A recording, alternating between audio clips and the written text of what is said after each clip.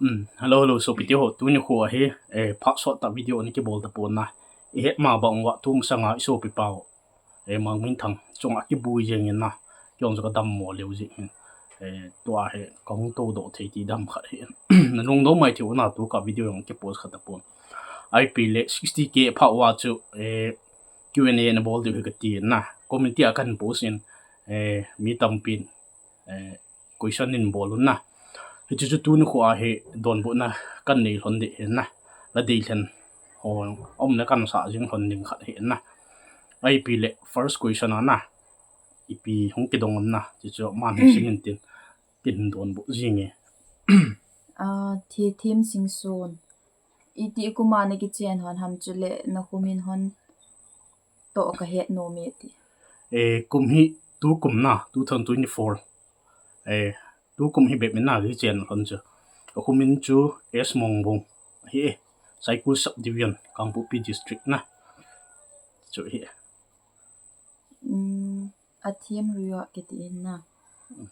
nang ni video hi gen jong kana ve jing in na jinu to ne ki lung tu hon in ka hin pa cha hone na jinu jong mi pha hi din kata asani nang jong na phat tu in chule kin ka hin do nom chu ipidinga na jinu chu kol bu tu chu ake adinga ata asan lo ham achai na in keima channel jong na subscriber ho ko ma ama channel rong subscribe pi ovo tin hin se yo na gyal theilo le wang ho di poi ka ki pa e se hil om la ngaidam ma chal jing hono ngai sang ni hone ti che kol bu tu to masanga kol bu ki tu lai cho itan na ke he atu kha lo ja chu hi mai the hin tin na ai pi tu an aga en ani phat di tai na chu hin tin he nge khal ki support de hen na ho khat hi win ji chun so pinu channel jong subscribe an bol pi tin na an visit te ai pi le in support jing hon ka ki pa ngam ze hen hau ki na jinu to hin na ki lo thani hoilang nga ni ki mo do ham bhai he nge ki lo nei sa mai thiu he na mi tam pin ki lo thon war de ti comment tam pi ka mu na ka vet hon ne ki le ki kanui ji hon na chu hi en ka ki mu do na he IT root hlang he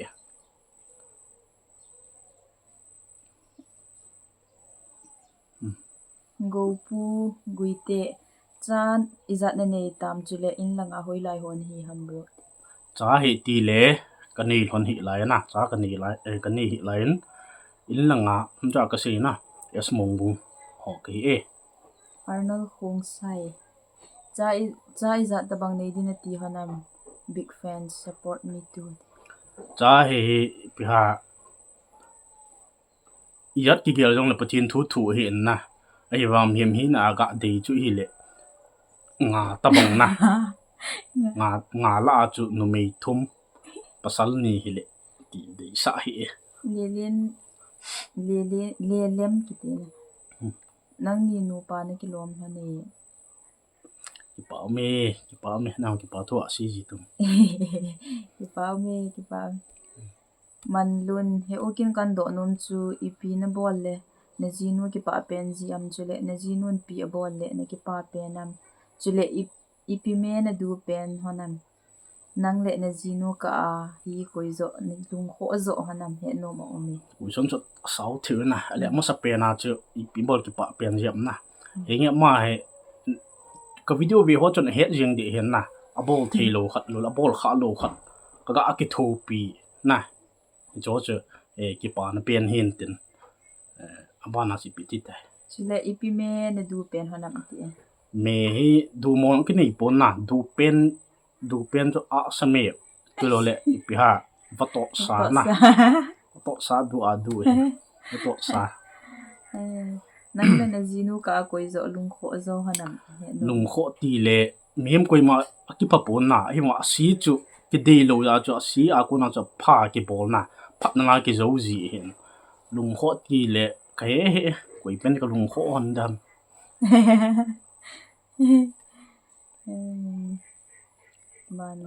bana si pam lun min thang hau kip iti kuma pa youtube hi na hin na hoan pat hamati YouTube kon pat na hi ki pat hamti kong ke pat na hi 2021 22 September ho chu hin tin na akum cha ke tapun na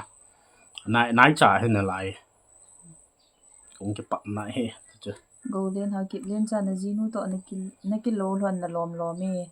ken ka do nom chu hi le ne ki lung si lai lona anup na to ne ki chen zo lona anup na hoi chi pen nom na sa zo lonem ne hin sei pi lo no ke ma ne ku ki len lam ka jini ma sanga anup na jini ma sanga anup na ki le ki dei lai ta ki dei yu sin he deu he na ki dei ki ngai lai ta ho chi pen je ti na po ki dei ki ngai ki lung si tu cho anup pen hen tin jini zo wa anup na ti ha ipi ti ha ga ne ki chen zo lona anup na e ki chen zo wa anup na chu hi le ipi ha ki lung si zo se ki ngai yu se ki cheng pon na yi chin e pi ha phak sa dong yu yong su hin tin kong ki chen jing thon he na ka ki pa na pen hon hin ti hoi chi pen nom na sa zo lonem ti ki chen zo hi anom zo ti dan he ki ngai lai sa nga na ki ngai lai su gen thi ha san tam pyong ki thu he na ki sa nga ki cheng ni tho chu ki chen do ai le anawa na ti cho nom zo ti dan he ma na hi vai ma ni naw na bop lon tam na jinu to na hung ki het lona na hung ki chen thei lon ham iti na hung ki het lona na hung ki chen thei lon am kum izat ne ki ngai lona ne ki chen hon anawa thu hi no mo na se hi wen lang na ola kan se di he na min he no ma di he yong le no mo na se hi lang na so pi ba no ina dong au ma he le ina ki het thim de wen tin na aba na chu iti nong ke no ham ti ha iti na hung ki het lona na hung ki chen thei lon hong ke non hi ama sa ki wen ya kan se tan na ana video chun chen chai ni he di he yong la chung chang ga se lang ala sa an akan mu do ana hi cha ku na chu kan hula kan ki het pi a hi cha ku na chu cha he kong ki na kong ki chen hon ti di dan hi nga chom lam ta na min na jinu hi ke pi ai mission na school kai kha ham khe kha thim thime ke kai kha ana kai kha dan he ni so na sang sing son ku ki na loi nu la sa themin ka ngai sang de jingin ji chun ka hlengi ke ya na hi nanga ka hi nei cho sa ti la khu lung se te in hin so lung lu ta kana ngai di a hi ka ki pa hung ma cha la jing hanu ki pa me na ala sa ngai sa mo choi pa thu an sin abula abona ki sale sa wal de hen na cross khat sa ngi na comment no ni ki mu ba lo gitala na sa no mam le mo sa tam mo sa ti no sa ta ka hlengi ke na gitala ga sa te lung se te in hin so ti na thu ma sa de ni ma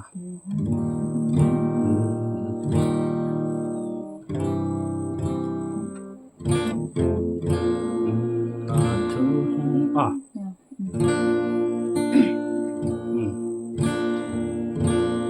na thu hin tha mon si na o hin ha sa zi hi le se go lu sa ngin ka ngai sang rồi na ngai lu thu ni chan chu ga sa ten na full house la sa wal de hen na ka hingi te yong hi pi ha ama sa video a chu ka la di le na chu ana sa ai tan na lai so pinu ha so pi pam na and de len chu no mem po sang ke tin da pun lai so pi pa chi video chu full a ka sa nom khap min na cha pa chu ana ngai o ba na chu pi am gun sang family jinu la sa the mi o jong nge sial jing hoi lai ho na hi hon ham aki pa pa me na tu ni chana in pa cho in ta so ho ti dan na ho zo si cha na koi chi chung a ki pa tu kan se na chen na ti ham last as ipitia ta hoi lai khu ni hi hon ham ja ka sei tan na cycle lang esmong bung hi mana amin ki pi amai kum izat ni hi hon tam chule class izat chen chen sim hon ham kum hi ka sei ma ba ma sa ka video ban ban bi ho chun het chin diu he na hen la so pi ma nang chun na be kha lo hi mai the hin tin ka kan sei ta yong len sei jang le ke hi tun tin an ke hin na kum thum na kun 30 k di na ma he 25 he hin na class 2 FBA ti ho ka sin hon he ba na chu yan nei ling khong sai i ti ani ki chen hon ham na ji nu hi ni ki chen ma sang hona choi lai khu ham i ti ani ki ka chen ki chen hon chu 2024 March a chu ki chen hon hin a ju ni ma sanga chu IT road kotlin na IT road kotlin ho hi thang min len sing sit na ji nu hi kum izat hi ya chule amin ipi hamo nang ga ki siyo ha ma ga si sa ote ita ka kum jui le kum som ni langa hin kamin amin hi lam hoi chong na chong neo ti de dan he na jing khono cho chong in na lung sit na sang zo em nangin na lung sit na sang zo em lung thing se lin hin se yo enge lung thing se la chu aman jong e lung si ne na e lung si na sangin kin jong ka lung si na sangi ti dan he ting cha vai phe na jinu jong apha in nang jong pasal nu me lungyal he thi mi na hi e hong ma chal jing hani ki pau me so pi me ji cha hi na su na ye thiam to chu to pi pen hi ke thiam to na he na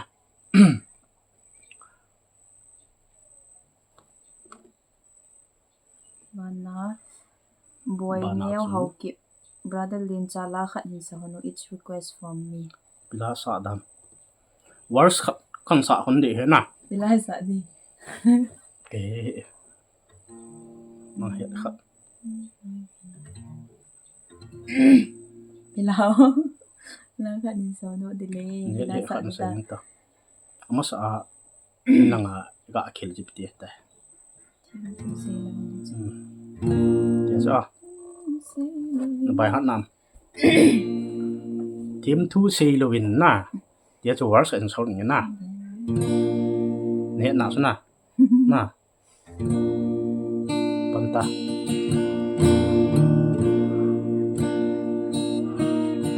Kim thu si lo vin gim gen ke na ho a tu e ka pa kai chun a mi ngai lu na a san a yilda lo in again do so ingin na chan chun sa ni ngin na ti te yong chu ama sa video kala sa no cha zao tan na mana amina ki pe hi e niki lom hone na big fans ka hi e nagurhan la ya pa na kin ka hindo nom chu hi le na in sung ova hi mi upa na hi ham neu zo na hi ham chule na jinu na avop hitam keima the theme by te chu ka hi e hong ma chal jing no ka ki pa e ingin na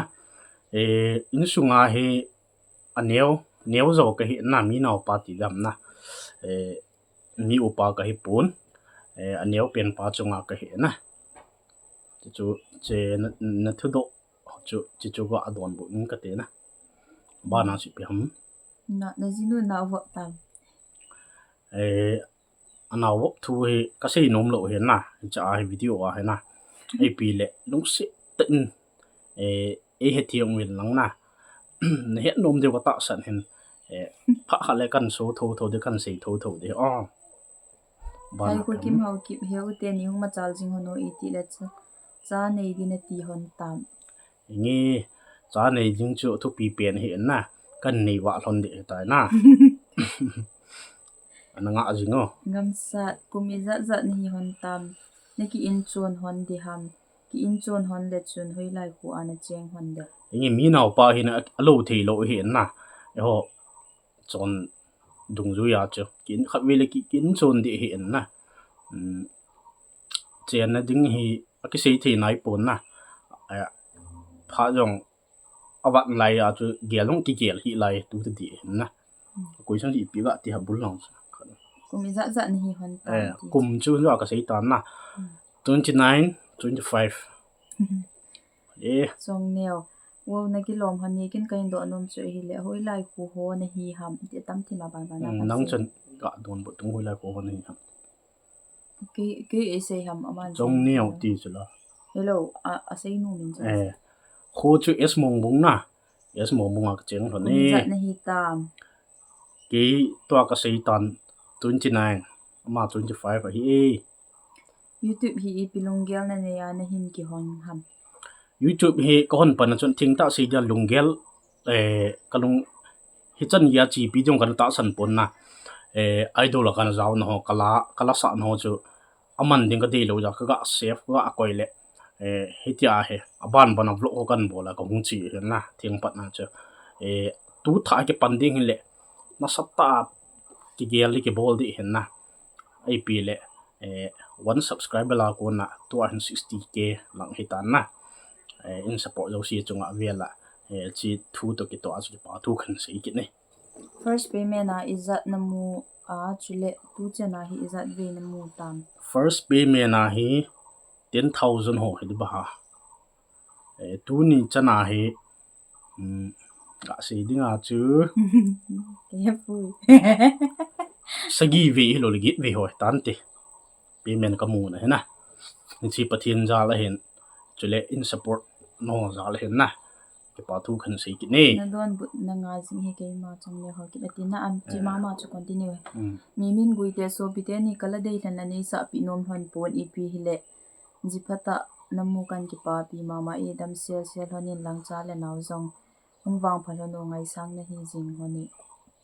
nge ka ki pa lo ne chi la dei hen thu ki sei le ki pa lam o min na thing pe na la dei lan tampi komina song ki bol ji hen na thing pe na si da ka sa azo ran lo ti dam pha dong ka ni ron lo za he na niksa ai ina ki um ki ong hen lang kha an hung ki dei lan khat ki sel jing la khat ki sel lung na chip di hen na chimala ki bui la yeng hen chi a he di man ki sa do thei lo hen i pi le in ngai thiam win lang na patin pha i pi le pan pana kan sa jing kon di no mo na sa hin so pi jealous nazinu la athim wale ti ka ki pa e pa me tiam nan sa e ti mi zak la ki pa e hau pu to thang e bola nazine ne he sa lo ham ulen cha ka jine hi thi pina si ni sia kangpu pi ti di tan ten na lai vela ka loi ho jin yong kha cha kan he sa lo he na koi ma he sa lo ding tim kan ti he na gu tim cha kan i kha le chimala a chi za na zu gu ti ma he a ina hung vil jong min kana sol do he na tu gya ha lung hang na lai he ni zo bol ni zo le we ti a sei tam pi min he na ya koi yong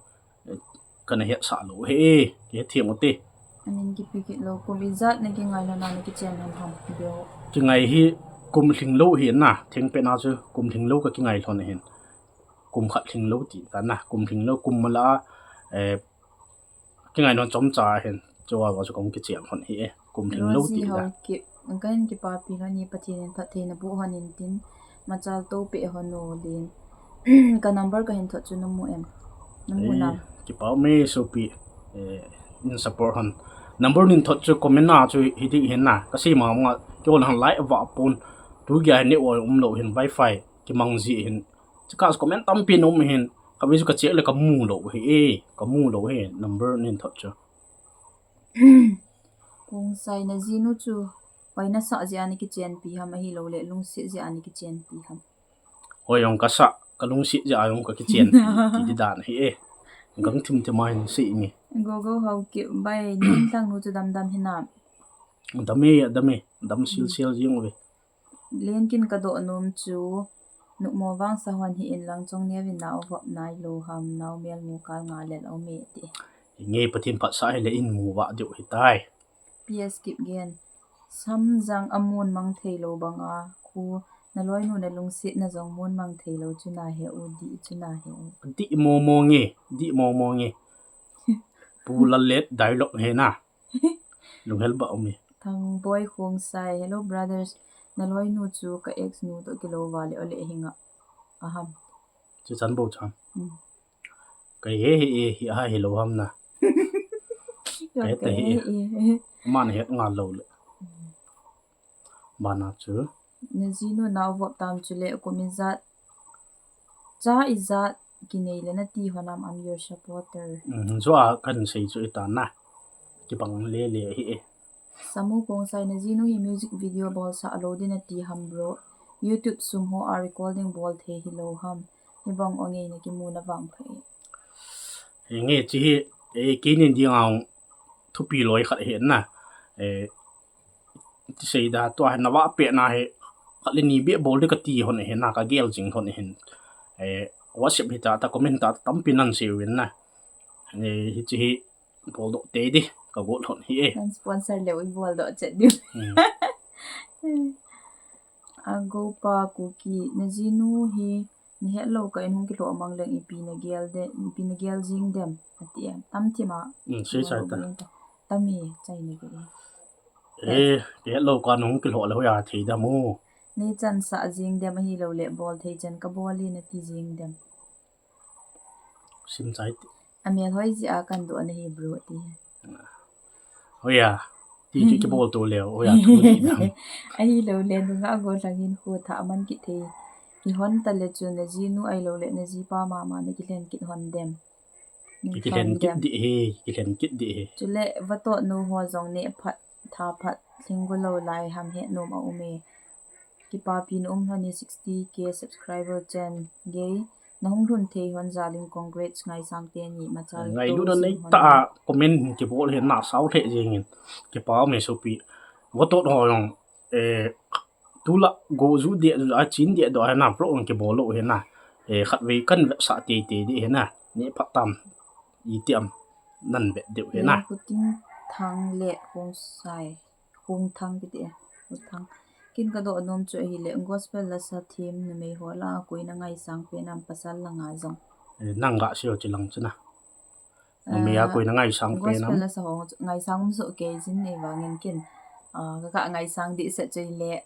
grace ling nei mai bai te na ma hu ka ngai sang ye pasal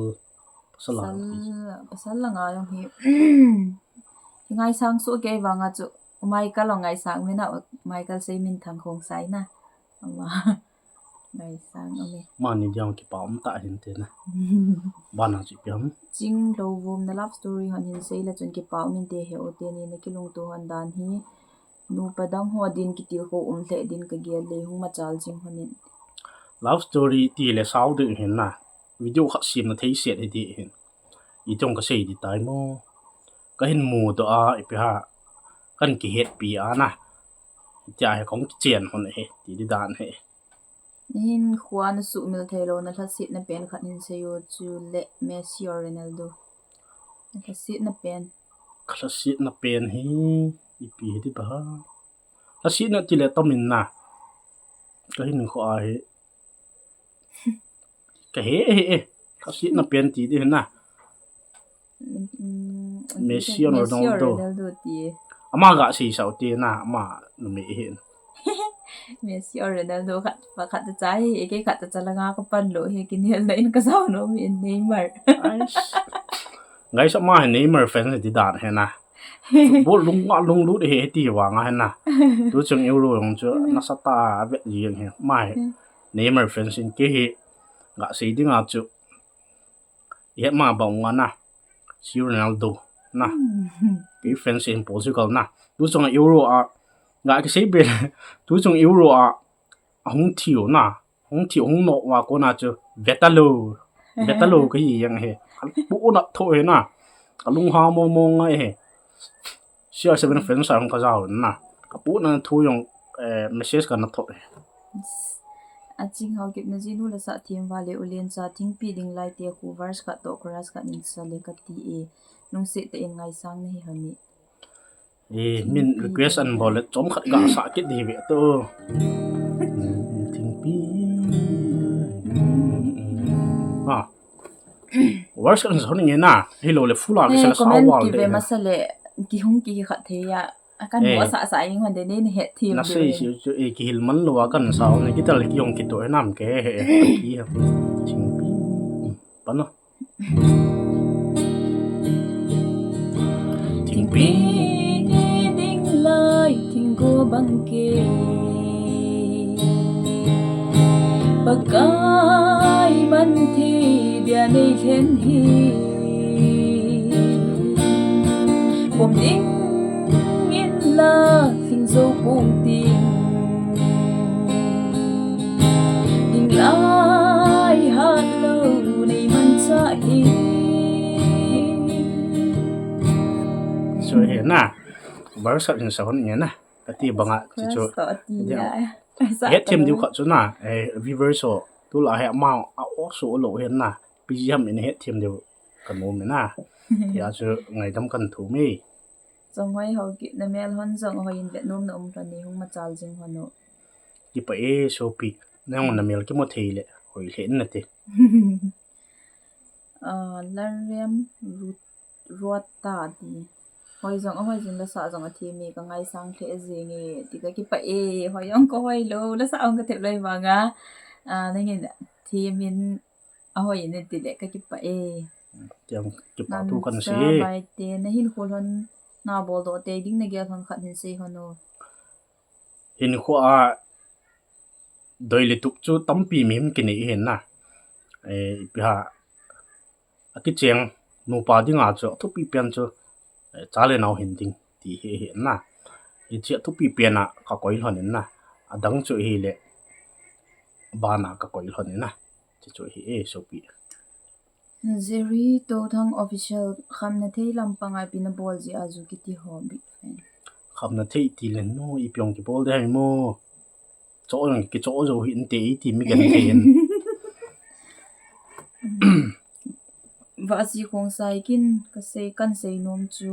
nunga la ya la sa pen kulung si te hin sa so na loi nu thim ka sawali chu amasa chi video he chi la he copyright o min na copyright he en amasa video la kan sa ona on copyright he en na he a he monetization ani ki on thei ta pu na so pi ai pi le ama la sa chu live am ka sa tho ni ma monetization monetize ka off in na monetize ka te ka off hi ta na copyright ja chu chi tu a hin cha hin sa don hin sa hon da tang ting ma sa video a chu na ki man tai thei lo hin chi chu ni he team ni ta ne sing sun haugin brother lian cha na loi nu to ne kilo ron ba le kin na naw hi sa ji chu aban le na ji ne aban le na ji nei zong ka he ni hi nai cha hi na la ye kin ka hin question nom chu hi le la ka request chu itilanin sa pi hon dita aban la mi upa na hi ham ni naw pa na hi ham chu le na loi nu ga adong leng na lun na in sung nom na sa nam anu le aji nin sei pi u dam sel sel ni ga ka si ma sa no na nga cha acha yo pi ya siam na lun ne nom ka sa e nom se ale ke chi pian an do ta question cho sau le yang ka bai har man te e man bulang cha na jine na he ja do sin la ka request chu itilanin sa pi hon da ti as la request ka si ma bang na bulanga request tam pi min hu chi tam screenshot ka bol he na la request in bol zo si ko chi ka phone khat pa chu si in na ya chu hu chi jom khelo comment ka tha lu ke na ka vi ka check kit ngai di hin na chi chu ani ki he thi mo te na no dei banga kan sa do thi hon lo jen hin la patim pha phai pi leo abam mana request dung ya kan sa jing hon tho di amana mi upan hi ham mi naw pan hi ham mi naw pa Uki entertainer na loi na zinu na tho a chu idea ke le kanam jam nei lim hla ham ulien cha nang ni ta chu ke sa lo chu na nang ni ta ke sa lo he asi ma nga na my brother koi ma ka he sa lo hen na no mo na sa mai chi no chu le la ya amuna nei wen na ka hen he sa lo hen no mo na sa lo de hen na phale se le na ai tru thanga bol te ta khat ne hen na ka hen he sa lo hen la ka ni ne het no min jong nhung vil di po win na chi ke ka lia lo ha na he awa ipise ni ya ông sai dụ lên là khat wi no ngi kan gel do khat wi no ngi ka sei chi le Ngaidam min nong ji ke pa thu ka se na ai pi le kan na koi ka loi ho kan he sa lo he na ko sung mi ko man ka he ka sei lo he na in sung mi te bo ka he sa ti chu he ni ki he them dio kan mo min ko sung chai ta na nge ai pi le ngai lu nei ta ki ni chung chang thu he nom na hon comment nan bolin dong kan don bu thonin don bu khil jong di na dong dei bang wa ka don bu lo non jong di hen na lu ka sei manga na wop nang ha do wen na che lai chai ka sei lo na private hen na ka hin sei lo de hen in ki thiam diu ka nomin ai pi le ma ban jong le kyu ne na bo ki du hin chin le do ti chen ki dong ki du tin na ai pi le comment hin bola thu do in nei ho kan don bon hon chi chu hin tin ai pi le video ba nang le in ki mu to ki de hi tai na ai pi le video hin ve jo si chunga ki pa thu kan si ho ne bye bye